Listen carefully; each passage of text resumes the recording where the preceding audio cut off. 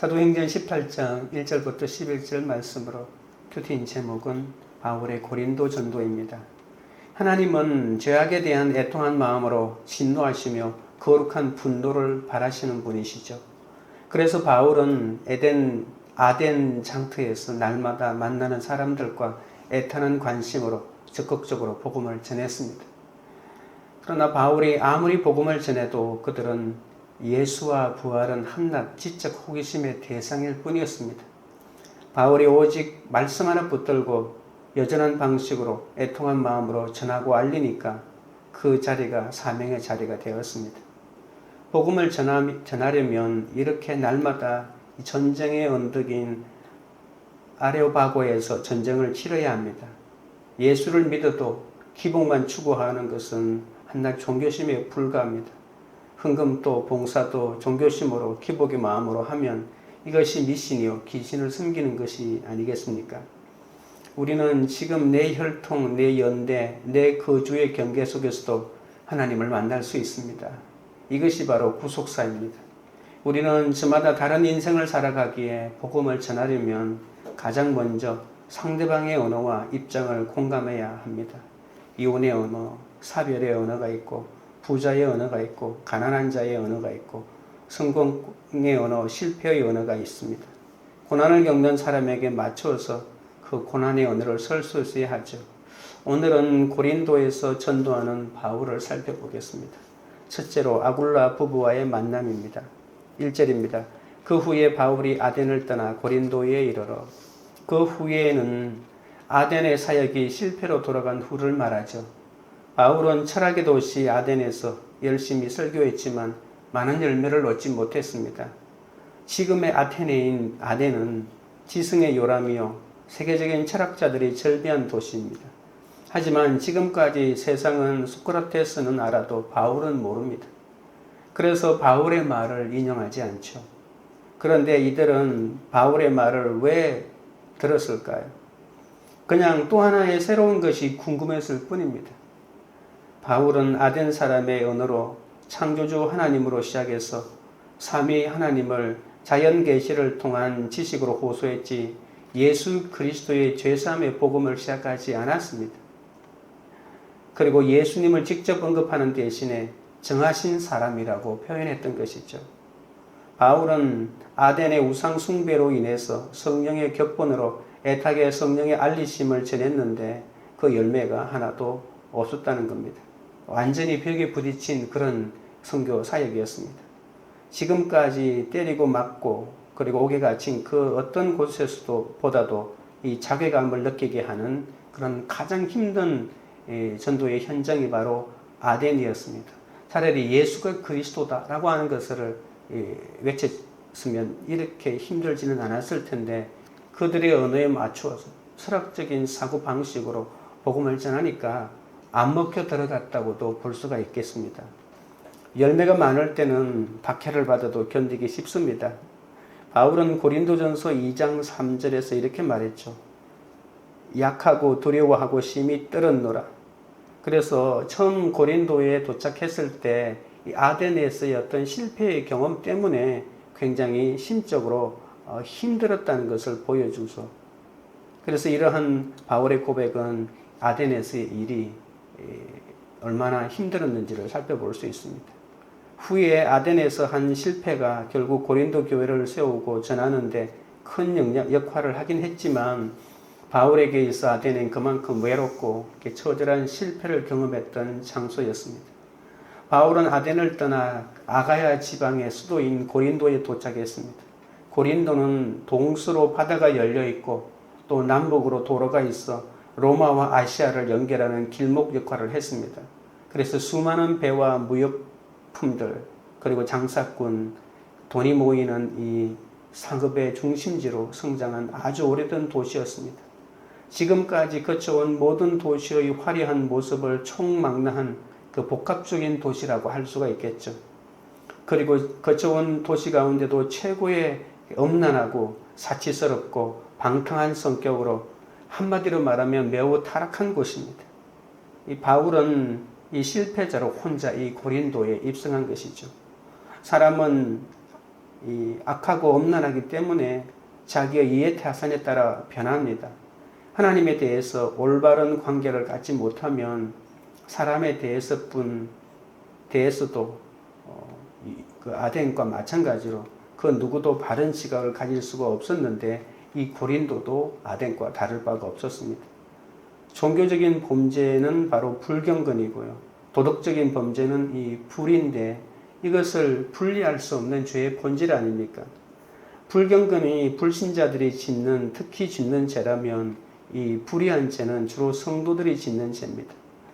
하나님과 올바른 관계를 모르니까 그 자체가 불경건입니다.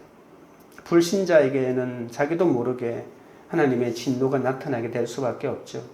하나님은 거룩하시기 때문에 우리도 거룩하기를 원하시는데 우리 인간은 그 하나님이 원하시는 거룩에 관심이 없기 때문에 순종하기 싫어하고 그래서 신자이든 불신자이든 차별 없이 이런 하나님의 진노가 임할 수밖에 없습니다. 그런데 더 심각한 진노는 내버려 두는 진노라고 했습니다. 세상에서 잘 먹고 잘 사는데 망하지도 않으면 믿는 사람도 얼마나 배가 아픈지 모릅니다. 그러나 부러워하지 마시기 바랍니다. 아프지도 않으니까 갈 길이 엄난밖에 없습니다.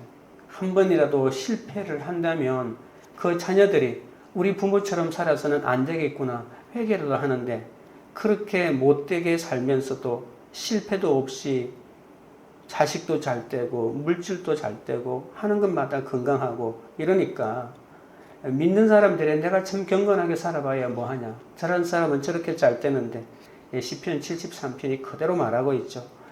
그런데 부러워하지 말라고 하는 것은 그 사람이 갈 길이 엄난밖에 없다는 것입니다. 이것은 꼭 성적인 엄난만 말하는 것이 아니라 이런 사람은 하나님께서 미워하는 자도 아니고 사랑하는 자도 아니고 그냥 하나님께 잊혀진 자라고 할 수 있습니다. 그래서 로마서 1장 25절부터 27절에 있는 대로 피조물을 조물주보다 더 경배하고 섬긴다고 하면서 그 예를 들었는데 그 예의 바로 끝판이 바로 동성애 아닙니까? 그들의 사랑이 조물주보다 더 위에 있어 경배하기 때문에 그들은 어떤 이야기도 안 들리고 돌이키지도 않습니다. 이 염란의 끝은 동성애입니다. 아덴에서 모든 것을 갖춘 사람이 누리는 쾌락의 끝은 바로 동성애이고 그것은 하나님 자리에 있기에 돌이키기가 참으로 어려운데 바로 고린도가 그 모든 것들을 다 보여주고 있습니다. 2절입니다.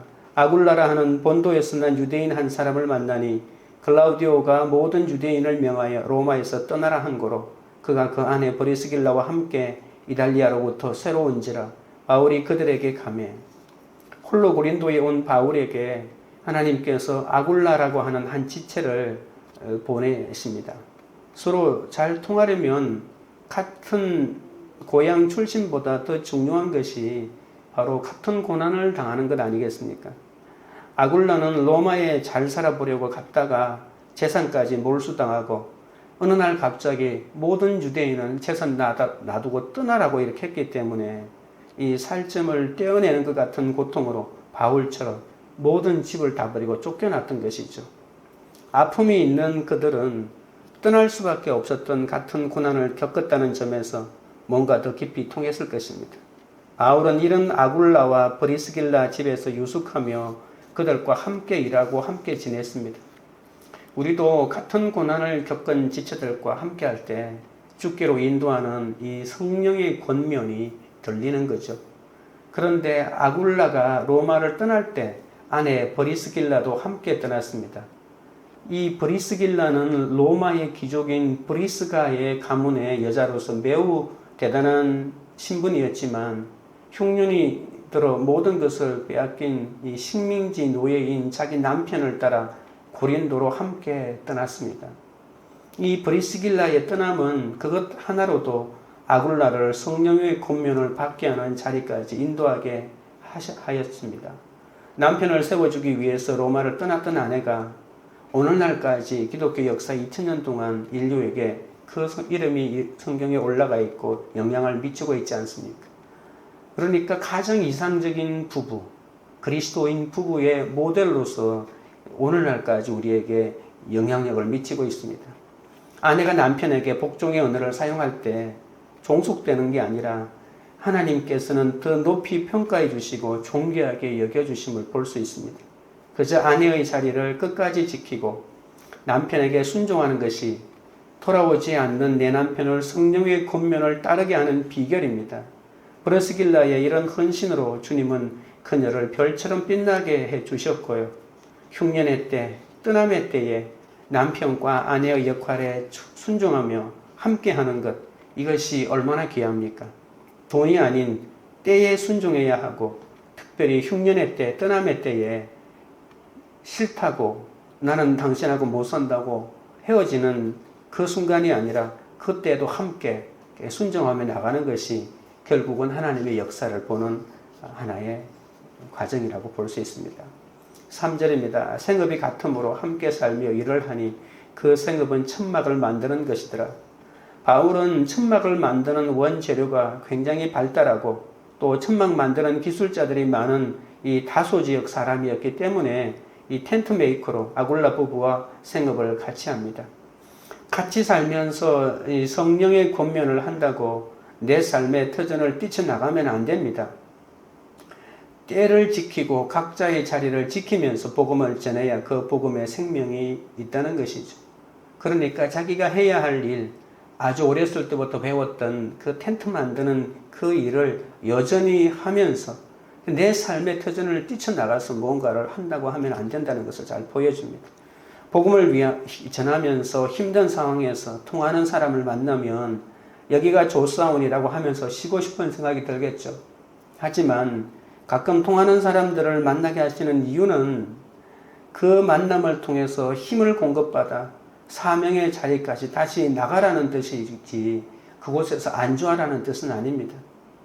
그런데 이런 구속사를 모르고 하나님이 맺어주신 관계를 끊어버리는 것은 원칙에 어긋나는 불순종으로 어떤 합리화도 통하지 않습니다.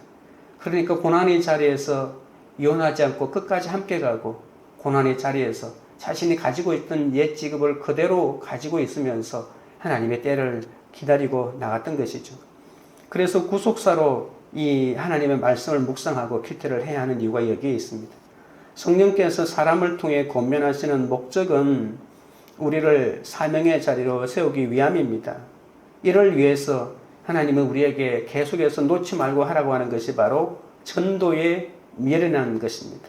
이 전도에 미련한 것을 왜 하냐면 그것이 우리에게 가장 좋은 연습 또는 훈련의 재료가 되기 때문이죠. 이것이 구원에 이르게 할 수 있는 가장 좋은 훈련입니다. 전도라고 하지 않고 전도에 미련한 것이라고 말한 것은 고린도 전서에서 바울이 이 전도에 대해서 이렇게 표현했고 아마도 많은 사람이 이 전도하는 것이야말로 가장 미련한 것이라고 생각하겠는데 사람을 구원하는 가장 좋은 방법이고 전도하는 대상자뿐만이 아니라 전도를 하는 그 바울에게 있어도 가장 좋은 경건의 훈련이라는 것을 그가 알고 있었던 겁니다. 바울은 환난으로 인해서 계속 떠나게 되지만 주님은 그가 어디를 가든지 환난 당한 자를 만나게 하십니다. 성령의 권면은 실패와 외로움 속에서 들립니다. 같은 실패를 겪은 한 사람의 권면과 생업을 같이 함으로 사명의 권면이 우리에게 들립니다.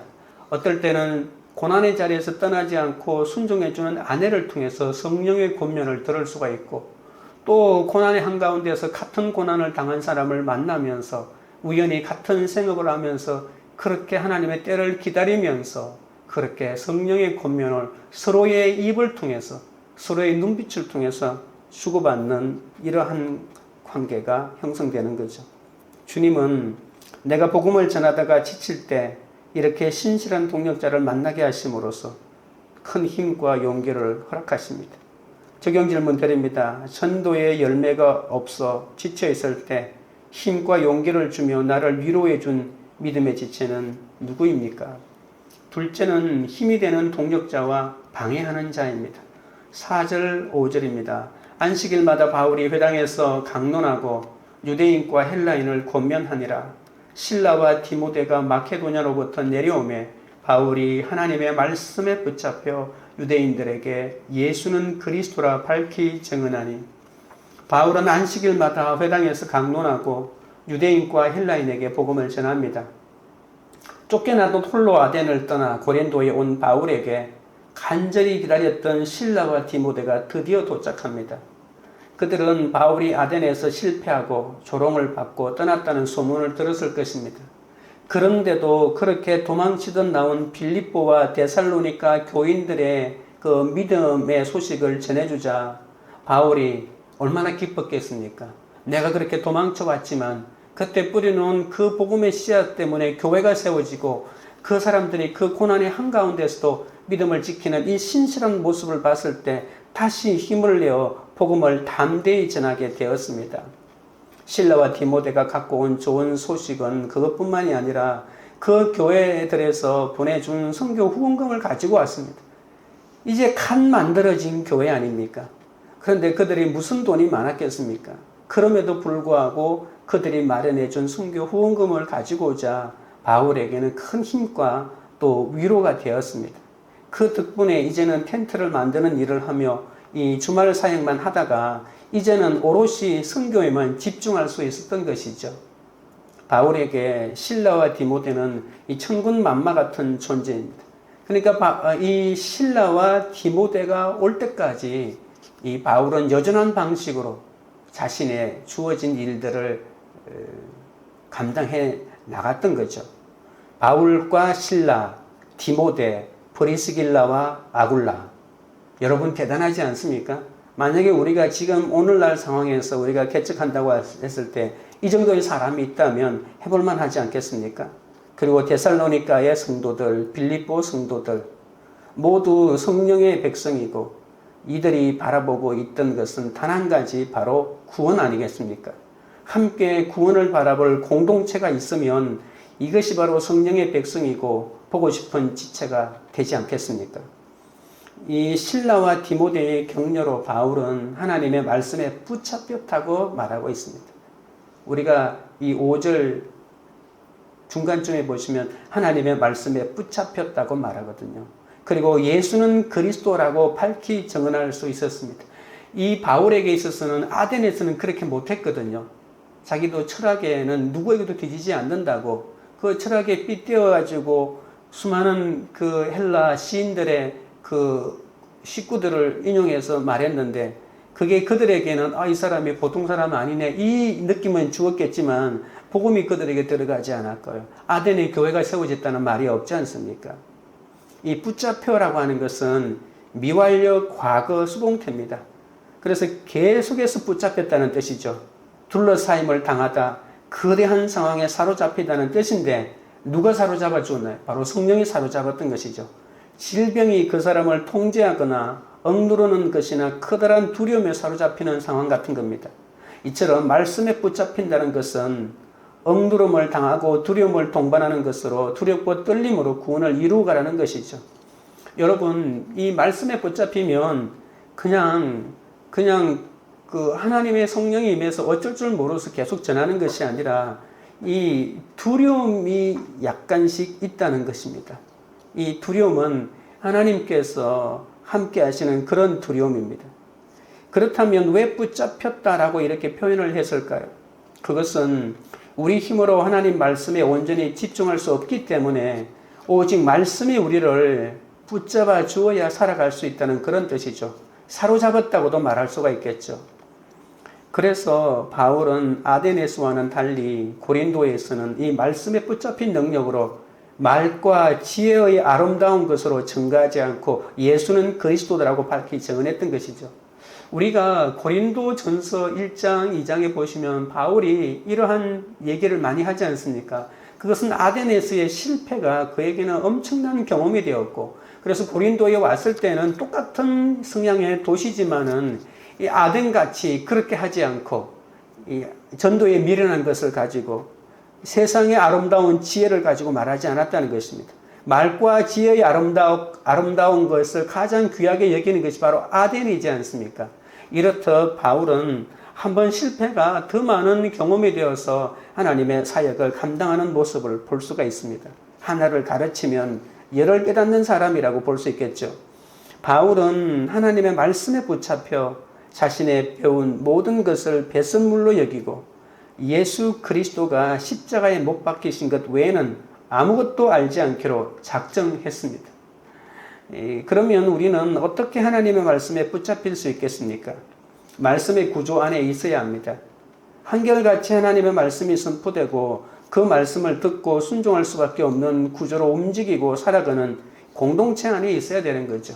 우리가 말씀을 묵상하고 내 묵상으로만 끝나는 것이 아니라 서로의 묵상을 나눌 수 있는 소그룹의 공동체가 건강하게 있다면 내가 깨닫지 못한 말씀, 내가 말씀이 잘 들리지 않는 그런 날에는 그 또 다른 지체들을 통해 가지고 말씀이 역사하시는 것을 듣고 이렇게 말씀을 내가 하지 못해도 말씀이 들리고 듣는 이런 구조 속에 내가 항상 들어가 있으면 늘 이러한 말씀에 붙잡힐 수가 있는 것이죠.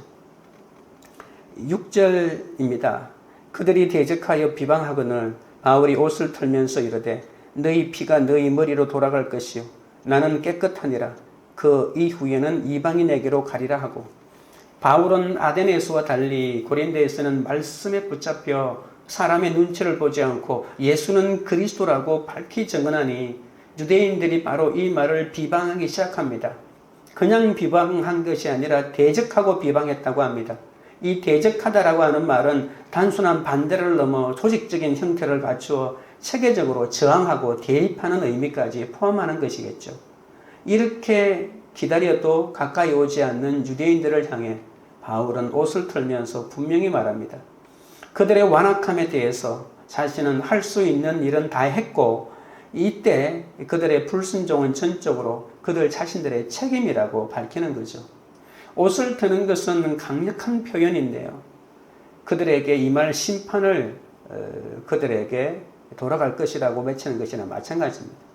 성령의 백성은 이렇게 비방과 대적을 받을 때 대항하지 않고 옷을 틀면서 그 상황을 피해야 할 때도 있습니다. 그럴 때 하나님께서는 이 복음이 다른 곳인 이방인에게로 옮겨가도록 해주시는 거죠. 적용 질문 드립니다. 복음을 힘있게 전하고 있을 때 비방을 받으면 어떻게 반응합니까? 낙심하여 말씀 전하기를 포기합니까? 아니면 오히려 방향을 바꿔 다른 곳에 가서 전도합니까? 셋째는 주의 명령과 약속과 위로입니다. 7절 8절입니다. 거기서 옮겨 하나님을 경외하는 디도 유수도라 하는 사람의 집에 들어가니 그 집은 회당 옆이라. 또 회당장 그리스보가 온 지방과 더불어 주를 믿으며 수많은 고린도 사람도 듣고 믿어 세례를 받더라. 바울은 유대인들의 방해로 사역 장소를 유대인 회당으로부터 이방인 디도 집으로 그리고 유수도의 집으로 옮겼습니다. 그런데 공교롭게도 바로 회당 바로 옆집이었습니다. 바로 옆에 붙어서 사니 서로 보기 싫어도 봐야 했을 것이겠죠. 또한 회당장 그리스보와 그의 온 가족이 예수님을 영접하게 됩니다. 이방인에게로 가겠다고 하지 않았습니까? 정말 이방인이 예수를 믿고 그리고 회당장은 그 유대인 중에 또 유대인이지 않습니까? 또 유대인들이 예수를 믿고 그러나 이방인에게 갔다가 다시 유대인이 믿게 만드는 이런 역사가 일어났죠. 이렇게 복음은 말씀을 거부하는 유대인에게서 이방인에게 가고 다시 유대인에게 전해지는 것이죠. 그래서 내 복음이 바뀌면 일단 다른 데로 돌아가시기 바랍니다. 그러면 하나님이 순서를 맞추어서 또 유대인에게로 나가게 해주시는 거죠. 바울은 그곳에서 유대인과 헬라인을 쉽게 접촉할 수 있었고 이에 수많은 고린도 사람들까지 예수를 믿고 세례를 받는 역사가 일어났습니다. 이렇게 인생이 해석된 로마의 명군과 유수도의 집에서 고린도 교회가 시작되지 않았겠습니까? 그리고 유수도와 그리스보는 나중에 바울이 너무 보고 싶어하고 문안하고 싶어하는 사람으로 로마서 우리 끝에 16장에 보시면 소개할 때 등장하는 인물이고 고린도 전서에도 기록되었고 이 고린도 교회에서 바울에게 유일하게 세례를 받은 이 두 사람의 인물로 기록됩니다. 다른 사람 세례받은 사람 많지만 인물이 기록되지 않았는데 이 세례받은 사람 이 두 사람의 이름이 딱 기록되어 있다는 것이죠. 9절부터 11절입니다. 밤에 주께서 환상 가운데 바울에게 말씀하시되 두려워하지 말며 침묵하지 말고 말하라. 내가 너와 함께 있음에 어떤 사람도 너를 대적하여 해롭게 할 자가 없을 것이니 이는 이 성중에 내 백성이 많음이라 하시더라. 1년 6개월을 머물며 그들 가운데서 하나님의 말씀을 가르치니라. 우리가 사도행전을 묵상하다가 보면 우리 마음에 박히는 말씀이 많은데 제 개인적으로는 이 18장까지 오면서 이 9절부터 이 11절까지가 가장 마음에 들어오는 말씀이더라고요. 바울은 디모데와 실라, 유스도, 그리스도를 만났고 수많은 고린도 사람들이 바울의 말을 듣고 세례를 받았습니다. 그런데도 바울에게는 알 수 없는 두려움이 그 속에 있었습니다. 여러분, 말씀에 붙잡혔다고 해서 두려움이 사라지는 게 아니라고 했죠. 하나님은 그 두려움이 더 하나님을 의지하게 만들어준다고요. 성령에 붙잡히면 두려움도 없고 담대하게 나가는 것이 아니라 그게 성령이 하는 거기 때문에 나는 알 수 없는 뭔가에 두려움에 사로잡히는데 그것 때문에 더 밤새워 기도하고 사실만만해하지 않는다는 겁니다. 그래서 수많은 강단에 올랐을 때마다 그 탁월한 목회자들은, 설교가들은 끊임없이 하나님에게 기도하고 올라가고요. 전도 나갈 때도 내 자신만만함으로 나가는 것이 아니라 나는 언제든지 갈 수 있다. 나는 저번에 자연스럽게 잘했다. 선교할 때도 전도할 때도 내 속에 있는 실패할지도 모른다는 그 두려움이 불신앙이 아니라 하나님을 의지하고 성령을 의지하고 그렇게 기도하면서 끝까지 그 두려움을 가지고 사명을 감당하는 것인데 여러분, 수많은 사람이 세례를 받았다 하더라도 바울에게는 두려움이 가득했습니다.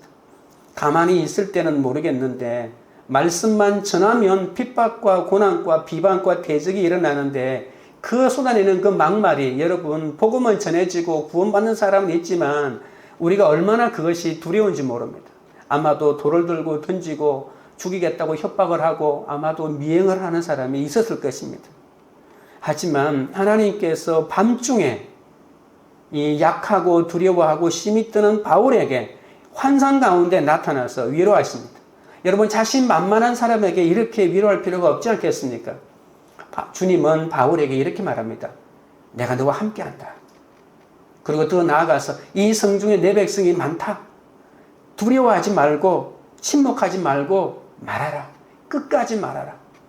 이렇게 말하는 이 말 때문에 아마도 이 성경에 기록된 이 환상 한 번뿐이었겠습니까? 그 수없이 바울은 낮 동안에 이 능력 있는 전도 활동을 위해서 밤마다 기도했을 것인데 그때마다 하나님이 이렇게 나타나셔서 성령께서 이런 말씀을 해주지 않았을까요? 이 성은 어떤 성입니까? 도저히 가망이 없어 보이는 고린도, 경험해 본 중 최고의 음란하고 악하고 돈 많고 학식이 있는 바로 이 성 중에 하나님의 백성이 많다고 하니까 복음을 멈출 수가 없지 않겠습니까? 여러분, 우리가 전도하는 이유가 뭐겠습니까? 이 성 중에 하나님의 백성이 될 사람이 많다는 거죠. 그러나 아직 하나님의 백성은 아닙니다. 복음을 듣고 예수를 믿어야 하나님의 백성이 되는데 그러나 하나님의 관점에서는 복음을 전하면 들을 사람이 있고 구원받은 사람이 있다고 하나님이 알려주시는 거죠. 그러니 네가 두려워도 외치라 이렇게 말하는 겁니다. 이곳에 하나님의 백성, 하나님의 교회가 있다는 것입니다. 하나님은 아무것도 없는 곳에 하나님의 교회가 보이는 것이죠. 이것이 바로 바울이 음란하고 타락한 도시인 고린도에서 전도해야 될 이유입니다. 바울은 힘들고 어려워도 할 일을 주시고 위로하시는 주님의 뜻을 깨닫고 여기서 무려 18개월 동안 고린도 교회에 머물면서 계속 말씀을 가르쳤던 것이죠. 이 18개월 동안 두려움에 사로잡혀서 그만큼 더 기도했고 그만큼 밤마다 이 하나님의 이 위로의 음성을 들으면서 그 18개월 여러분, 사도 바울은 한 곳에 이렇게 머물러 있는 사람이 아닙니다. 그러나 성령께서는 이곳에 머물러 있으면서 이렇게 하기를 원했던 것이죠. 내가 살인자요, 회방자요, 포악자라고 말하는 이것은요, 이렇게 말하면서 예수를 전해야 하니 얼마나 두려웠겠습니까? 내가 옛날에는 예수 믿는 사람 다 잡아 죽인 사람이라고. 내가 이런 죄를 지은 사람이라고. 이렇게 자기의 수치를 드러내면서 복음을 전하는 것은요, 두렵습니다. 믿는 자는 회사에서 또는 사회에서 믿는 자가 너무 적기 때문에 내가 언제나 이렇게 궁지에 몰릴 때가 있습니다. 동성애에 대해서 잘못됐다고 말하고 양심적인 병역 거부에 대해서 틀렸다고 하면 여기저기에서 그걸 회사에서 한번 잘못 말을 꺼냈다가 얼마나 달려드는 사람이 있겠습니까? 얼마나 두려운지 생각해 보십시오. 그러나 당시 바울의 그런 것을 이해한다면 당시 바울의 심정을 이해할 수 있을 것입니다. 그러나 구원을 위해서라면 말해야 할 일이 한두 가지가 아니겠죠. 우리도 바울처럼 어떤 힘든 일을 겪고도 말씀을 붙잡고 나가면 주님께서 길을 보여주실 겁니다. 적용 질문 드립니다. 힘들고 어려운 일을 만날 때 어떻게 합니까? 주께 간구하며 명령과 약속과 위로의 말씀을 붙잡고 나아갑니까? 기도드리겠습니다. 하나님 아버지, 복음을 받아들이지 않는 가족과 주변 사람들 때문에 낙심될 때마다 나 자신을 자책하며 불신을 보일 때가 많았사오니 용서하여 주시옵소서. 그럴 때마다 믿음의 지체를 만나 쓰임을 얻고 다시 복음을 전하게 하여 주시니 또한 감사드립니다. 복음을 전하며 힘든 상황에서 통하는 사람을 만나도 여기가 좋사오니라며 그곳에 안주하려고 하지 않게 하여 주옵소서. 성령님께서 사람을 통해 권면하시는 목적은 오로지 사명의 자리에 세우기 위함임을 믿습니다. 실패와 외로움 속에서 성령의 권면을 듣게 하시고 하나님 없이 잘 먹고 잘 사는 사람이 하나님께 잊혀진 사람임을 알아 부러워하지 않게 하여 주옵소서. 복음을 전할 때 내 말은 듣지도 않고 오히려 비방하고 대적하는 사람이 많지만 낙심하고 포기하지 않고 그때마다 방향을 바꾸어서라도 끝까지 사명을 감당하게 하여 주옵소서. 주여, 그들을 사랑하는 일을 멈추지 않게 하시고 나의 연약함과 수치를 고백하며 예수님을 전가하게 도와주옵소서. 힘든 순간마다 명령과 약속과 위로의 말씀을 붙잡고 주님의 뜻을 따라 사명 감당하기 원합니다. 억누름을 당하고 두려워도 오히려 말씀에 붙잡혀가게 하여 주옵소서. 말씀의 구조 안으로 들어오기를 거부하는 완악함과 고집을 버리고 날마다 말씀을 듣는 구조 속에서, 그러한 공동체 속에서 말씀대로 믿고 살고 누리는 삶을 살게 하여 주옵소서. 주여, 바울처럼 두려워하지 말며 침묵하지 말고 담대히 말하게 하옵소서. 주님이 우리와 함께 계시오니 어떤 사람도 우리를 배적하여 해롭게 할 자가 없음을 믿습니다. 이 엄난한 도시에 구원받은 주님의 백성이 많사오니 전도에 미련한 것으로 오직 예수가 그리스도임을 선포하여 당신의 백성들을 당신께로 구원하고 인도하여 주시옵소서. 주여, 주님 이런 사명을 감당하도록 도와주시옵소서. 역사하여 주시옵소서. 광교 우리들 교회가 나의 고난으로 깨달은 하나님의 사랑과 아픔을 약재료로 삼아 서로 나누고 전하는 영적 공동체가 되게 하옵소서. 하나님의 말씀에 붙잡혀 구원 때문에 주 안에서 보고 싶은 지체가 생기는 그런 영적 공동체가 되게 하옵소서. 각자의 자리에서 말씀 따라 순종하는 전도에 미련한 것으로 날마다 연습하며 많은 사람을 주께 인도하는 사명 공동체가 되도록 역사하여 주시옵소서. 예수 그리스도 이름으로 기도드리옵나이다. 아멘.